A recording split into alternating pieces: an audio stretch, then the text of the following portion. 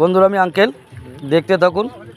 আমার এই সুমন কাকুকে দেখছেন, এই সুমন কাকু ওনার নিজস্ব মাছের আড়ত আছে, তাই আজকে কিছু শোল মাছের ডগা পেয়েছিল, তাই নিয়ে আসলো।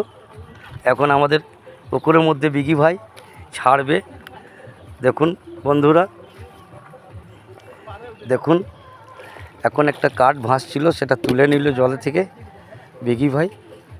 এবার আস্তে আস্তে বিকি ভাই ছাড়ো, মাছগুলো যেন দেখতে পাই।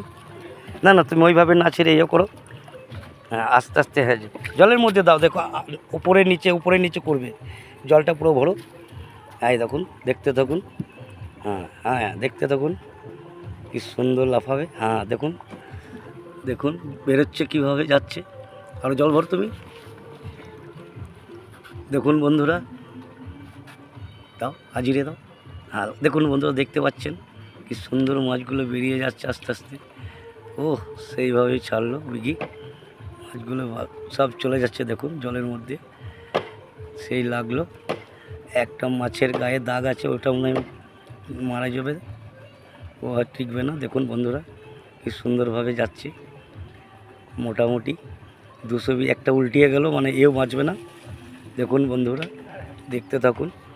সব মাগুর জলের মধ্যে চলে গেল বন্ধুরা। একজন দেখা করে গেল, আবার ফের সব বন্ধুরা দেখতে থাকুন।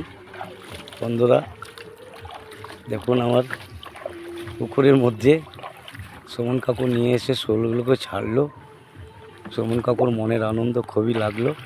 দেখুন বন্ধুরা, দেখতে থাকুন সুমন কাকুকে আর আমাদের দিদি ভাইকে। লাইক করুন, কমেন্ট করুন, সাবস্ক্রাইব করতে ছাড়বেন না বন্ধুরা।